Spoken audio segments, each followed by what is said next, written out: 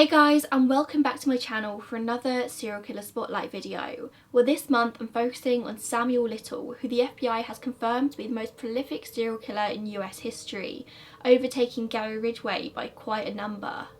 As it stands today, Little has confessed to 93 murders, of which law enforcement has been able to verify at least 50, and they're working on the rest. They say they have little reason to doubt his confessions at this point.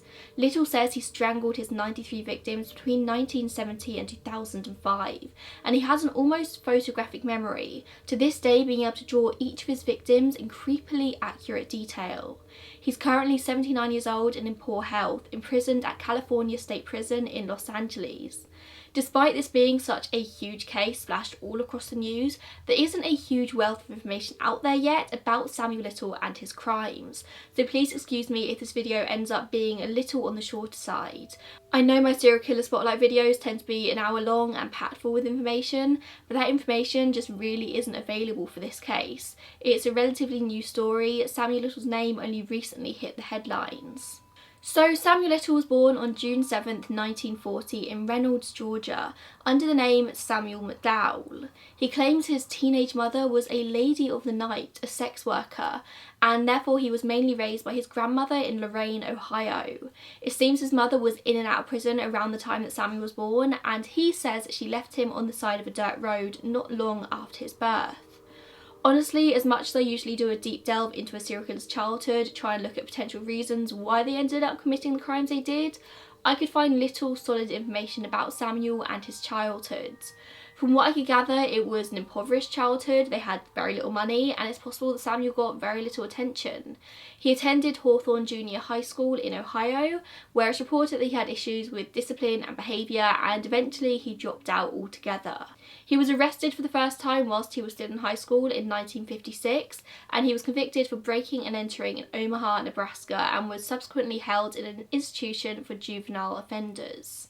In his 20s, Samuel goes to live with his mother in Florida, and he worked at the Dade County Department of Sanitation and then aptly as a cemetery worker. Eventually he moves away from Florida and begins moving across the country, living a rather transient lifestyle. It's reported that between 1957 and 1974, Little was arrested multiple times across 11 different states, ranging from California to Massachusetts, for a variety of crimes including armed robbery, rape, theft, solicitation of prostitute, shoplifting, DUIs, aggravated assault, and fraud. He spent a lot of time in and out of prison, although in total it added up to less than 10 years in the penitentiary. Whilst he was in prison, he takes up boxing as a middleweight, fighting other inmates, and he claims he used to be a prize fighter, someone who competed for money. His entire rap sheet over 56 years is 100 pages long, with all the crimes I just mentioned and more. Up until his eventual final arrest, he had been arrested for pretty much everything you can think of, apart from murder. He would alternate between using the names Samuel McDowell and Samuel Little, which made him stay under the radar. But then, in late 1976, Pamela Smith shows up on a stranger's doorstep. She was nearly naked, her hands bound behind her back with cloth and electrical cords. The stranger calls the police, and Pamela is found to have been raped, assaulted with great bodily injury, and robbed. She said a man had approached and choked her from behind with electrical cord before forcing her into his car and beating her unconscious. He drove her away from the area to Sunset Hills and raped her before she somehow managed to escape. It didn't take long after that for officers to find 36-year-old Samuel Little just sitting in his car near the Sunset Hills home, with Pamela's jewellery and clothes still inside. He told the officers that he didn't rape Pamela, he only beat her. He is arrested, but somehow manages to only come away with 3 months in St. Louis County Jail for intent to ravish rape. Detectives who later reviewed this case believe that Little was able to plead down to a lighter sentence because Pamela was a heroin addict, and that made her an unreliable witness. And this was a repeated pattern throughout Little's life. He somehow always managed to escape true punishment for his crimes. Multiple times juries would not return indictments, or they would just acquit him. It seems that Little's crimes would never reflect on him. They'd always reflect on the victims. The victims would always be considered unreliable witnesses, and Little would get away with his crimes, soon free to continue on just like before. As I mentioned, he lived a transient lifestyle, never settling anywhere, and he was constantly on the move. He would fund his lifestyle with crime. Shoplifting was his main thing. He would shoplift constantly in a city for 3 or 4 days and then move on. Then he'd sell the items he'd shoplifted in exchange for money or drugs. Then he would use the money from his sales to buy drugs if he didn't get drugs from the exchange. Then he would go out in the early hours of the morning and look for women to rape and murder before moving on to the next town or city, and this cycle just continued for years. It continues until October 1982, when the remains of a woman named Linda Rose Dupree were found in a cemetery near Pascagoula, Mississippi. She had gone missing 1 month earlier, and her remains suggested that she'd been strangled. Little is arrested for this, as witnesses had last seen Melinda getting into a wood-panelled station wagon with a man very similar in description to Little.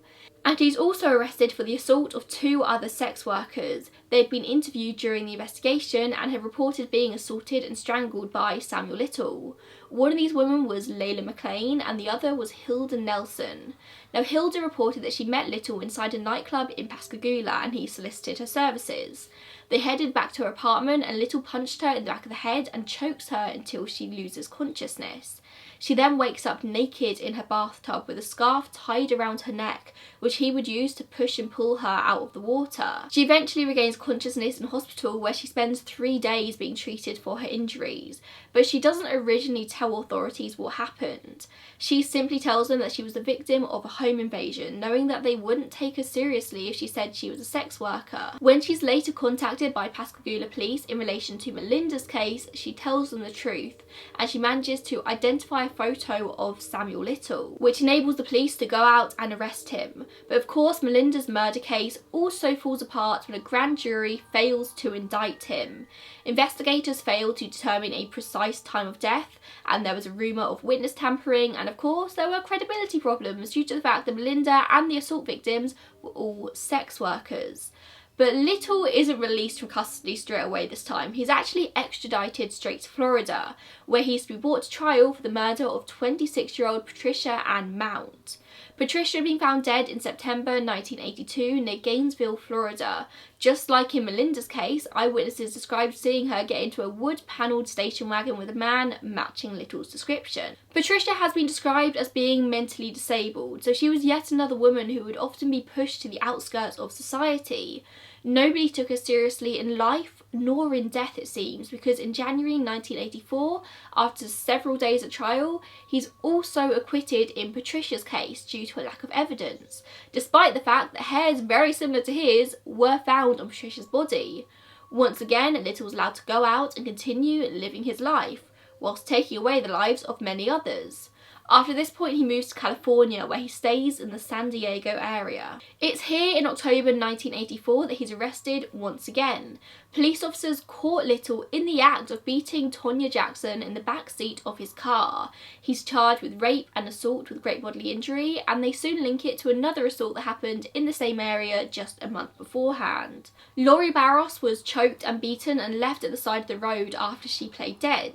So these 2 cases are tried together, and Little pleads guilty to 2 counts of assault with great bodily injury and 1 of false imprisonment. He's given a 4-year prison sentence, of which of course he only ends up serving 1.5 years before being paroled in February 1987. This is a man who has been to prison multiple times, who has been physically caught in the act of rape and assault, who's been linked to multiple cases of murder or attempted murder, and each time he's released from prison or acquitted and simply allowed to go on his way.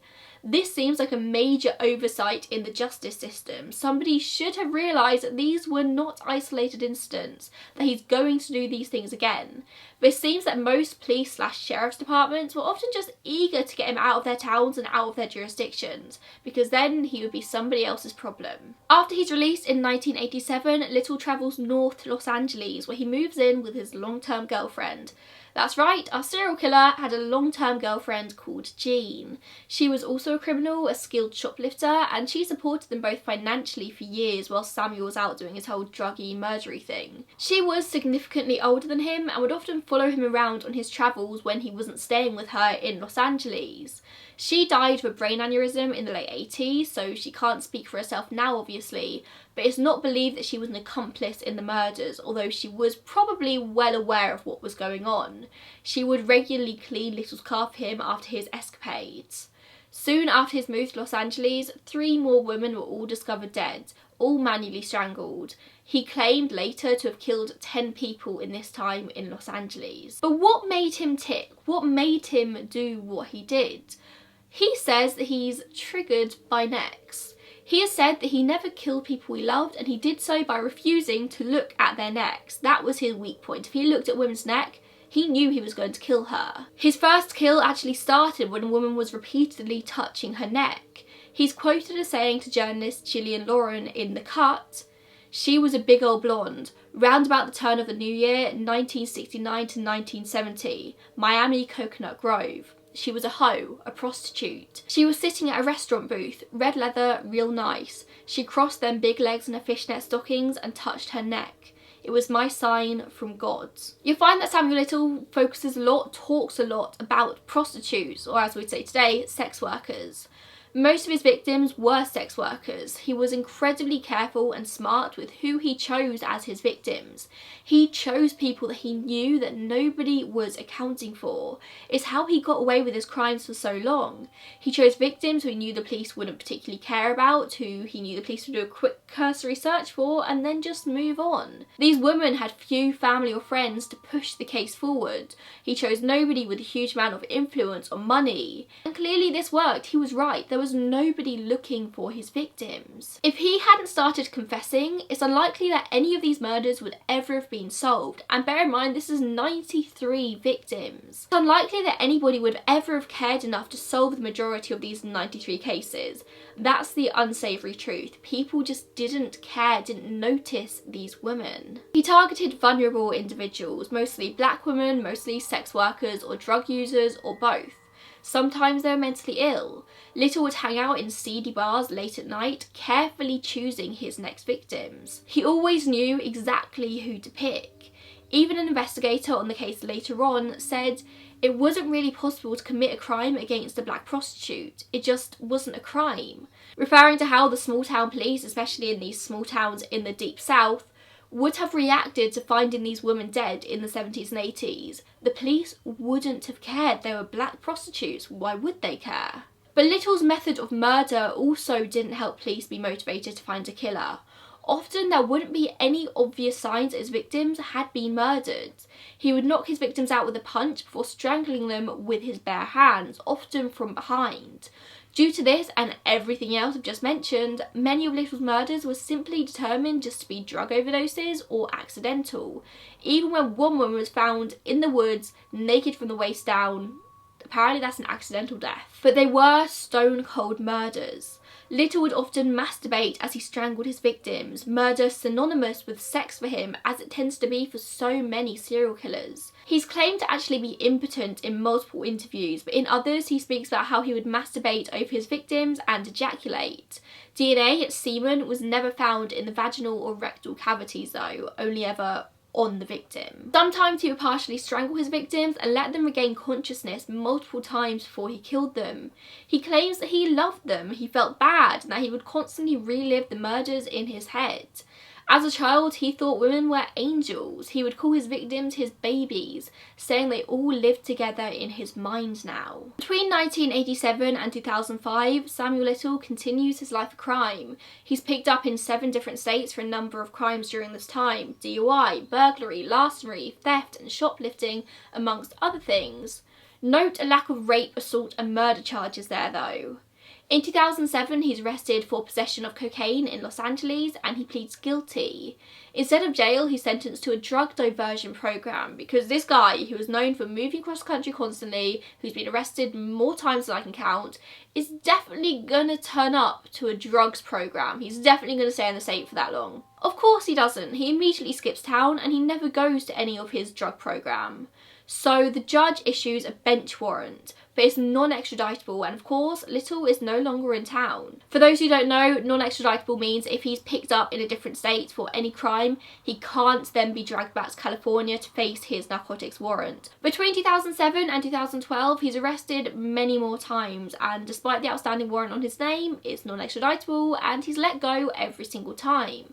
But his luck was about to change because somebody was finally paying attention. Los Angeles had thousands of cold case homicides to solve, so the LAPD had recently opened the cold case special section. And the only job of this section was to screen DNA evidence from old cases. Cases so old and so cold that no one thought it would ever be possible to solve them. Except in April 2012, there's a match. The August 1989 murder of Audrey Nelson and the September 1989 murder of Guadalupe Apodaca both made DNA matches to a man named Samuel Little. His DNA had been on file since he was arrested for the assault in the mid-80s, but it had never been matched until now. He'd left DNA fingerprints on Guadalupe's shirt, and his skin cells were under Audrey's fingernails where she'd been scratching him in an attempt to live. But this match, of course, didn't confirm that Little was their murderer, just that he'd been with both of them shortly before they died. But this was enough. Plus, his rap sheet was long enough to suggest that he was the kind of guy who would probably do something like this. So the lead investigators on the case start making their own file on Samuel Little, pulling every piece of information they could about this man. They discovered that he used a number of different aliases: Samuel Little, Samuel McDaniel, Samuel McDowell, Willie Mae Clifton, Willie Lewis, and more. They found pages and pages and pages of arrest records and crimes. They were astounded to discover that despite all of these crimes, assault, rape, even multiple suspicions of murder, violent crime after violent crime, he'd served less than 10 years total in prison. At one point he'd spent 3 years in prison for burglary of a furniture store, but only 3 months for assault and rape. But Little proved a very difficult man to track down. He had no set address, no registered car, little financial trail. He moved around quicker than they could pin him down. They used the outstanding 2007 warrant for his narcotics arrest. It was previously non-extraditable, as I said, but the DA finally agreed to extradite him if he could be found. So the narcotics arrest finally becomes extraditable. Eventually they make a hit when they find a prepaid card onto which Little's social security payments were being made. It was last used in Louisville, Kentucky at an ATM at a mini-mart. The task force jump into action and they find him at Wayside Christian Mission in Louisville, essentially a Christian homeless shelter. He's arrested on this outstanding drug charge and he's extradited back to California. Now they just need to be able to keep him there whilst they continue the investigation into the murders. In November 2012, he's sentenced to 3 years on the outstanding narcotics warrant. That same month, they get another DNA hit, this time of 41-year-old Carol Alford, who'd been found strangled in an alleyway in July 1987. Little's DNA was found on her bra and underneath her fingernails. That's 3 dead women in California, all of whom were found with Little's DNA on them. That's no coincidence, and so in January 2013, the assistant DA files 3 charges of murder against Samuel Little. They contact the 2 sex workers who had accused Little of assault all those years earlier in the 80s in Pascagoula, Hilda Nelson and Layla McLean. Hilda and Layla testify at Little's murder trial that begins in September 2014. The prosecution also presented undeniable DNA test results, and on September 25, 2014, Little was found guilty of 3 counts of first-degree murder and was sentenced to 3 consecutive life sentences. He wasn't getting out this time. Throughout this entire process though, even after his trial, he maintained his innocence. He wasn't giving anything up until he was sure that he was never getting out of jail. And it was only when he realised that there was no chance he was ever going to be released from prison did he start his confessions. Even though he's in prison for life, the FBI has stressed the importance of seeking justice for each and every victim. Even though they were failed at the time of their deaths, they now aim to close every case possible. A few months after the trial ended, the FBI began testing the possibility of Little potentially being involved in 60 unsolved murders across the country that they'd identified as being his kind of MO. In 2008, he confesses to the 1996 strangulation of Melissa Thomas, and then the 1994 murder of Denise Brothers. He receives another life sentence for the murder of Denise, and he actually confessed this murder to a Texas Ranger called James Holland, who seemed to have this uncanny ability to elicit confessions from Little where many others had failed. And it seems that once he started talking, he just couldn't stop.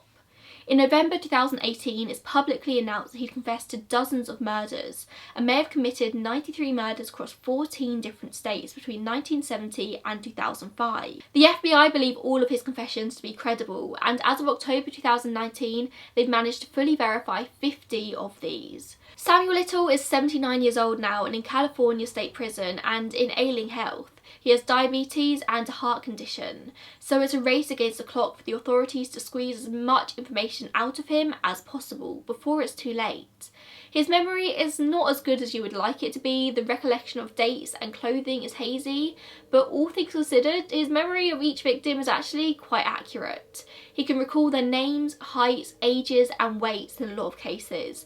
He can recall locations and conversations that they had together. And it also helps that Little is actually quite talented at drawing. Aiding his confessions, he's drawn a lot of his victims. I want to say to help law enforcement, but honestly it seems a bit more like bragging if you ask me.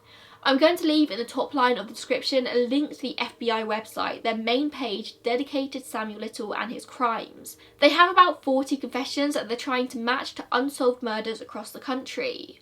Of course, there's a chance that some of these bodies were never even found, so they won't be on police databases or VICAP database, the Violent Criminal Apprehension Programme on which the initial matches were made to Little. On this FBI page, you'll also find video confessions, Samuel Little talking about his unmatched victims in his own words, where he met them, their details, how he killed them, and where he left their bodies. If you live in the USA and know of an unsolved case in your area or any Jane Does from any point between 1970 and 2005, it could be well worth having a look at this page, see if any of the details match up, particularly around the southeast, but there are cases spread across a lot of the country. There's quite a lot of cases in Florida in particular and California that I noticed. The FBI are requesting the public's help in matching up the confessions with these cases. The majority of his victims were black, although a few were white and Hispanic. A large number of these women were sex workers or drug addicts, likely considered to be people on the outskirts of society. All in all, he's been convicted of 8 murders in total. It raises an interesting question in that, should he be prosecuted for each and every murder? Or is that just a waste of taxpayer money and time for somebody who is already serving a number of consecutive life sentences? He's never getting out of prison, so at what point do they stop prosecuting him for these? From what I could find, he was last indicted on May 31st, 2019 for 4 more counts of aggravated murder and 6 counts of kidnapping. And that's the story of Samuel Little, the most prolific murderer in USA history. He was known by law enforcement, he was picked up several times, but time and time again these women were failed when he was released. The sad fact is that the police simply didn't care to solve the cases of a lot of these women, whether they were simply reported missing or found dead. They were the kind of people who the police expected to end up in bad situations. They didn't care about black sex workers. Samuel Little was smart about who he chose as victims. He knew about this ingrained institutional racism. He knew that nobody would be out there looking for them. Although it weirdly seems that somebody was looking out for him because he's consistently allowed out on the streets. The police just didn't want to deal with him. He could be the next town's problem, the next jurisdiction's problem. And because of this, at least 93 people died. Like I said, if you live in the USA and you have any knowledge of unsolved cases or Jane Doe cases in your area, then it'll be definitely worth taking a look at the FBI page, which will be linked in the top line of the description. Let me know who you want me to talk about in this series next. Thank you so much for watching, and I'll see you in the next one. Bye guys.